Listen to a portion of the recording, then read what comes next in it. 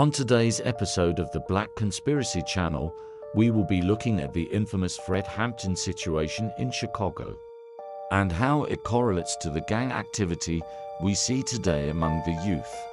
It is widely known that J. Edgar Hoover had a major hand in Chairman Fred's removal.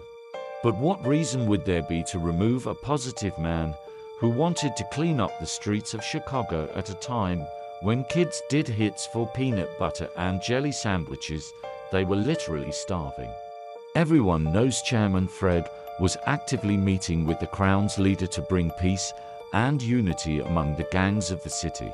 This was seen as a threat to J. Edgar Hoover's plan to deem the Black Panthers as a racist group and target them for removal.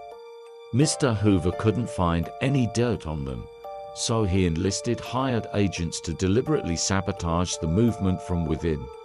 When this did not work, he went to extreme measures of planning to unalive the Black Panthers.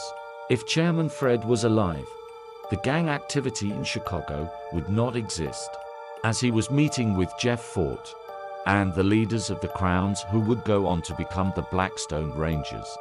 Many believe this was the turning point in the black community where everything went upside down. The removal of political and civil rights activists in the 1960s would put black people back 200 years in the economy, as many just came from the South for a better life, only to find hatred and racism in the North as well. Chairman Fred, being one of the many victims of hatred the government held for black people. Jeff Fort would also have trouble with law enforcement in the future, as they never forgot whose side he chose during that peculiar time. Chairman Fred was removed simply for existing and wanting a better life for his community. As I said previously, anyone who is productive, constructive, and wants to change the status quo is targeted for smear or removal by the Matrix. For the powers that be only want black people in a confused, chaotic state, causing fear and anarchy amongst each other. What happened? You say, drugs, guns, greed, and crooked officers. You know the rest.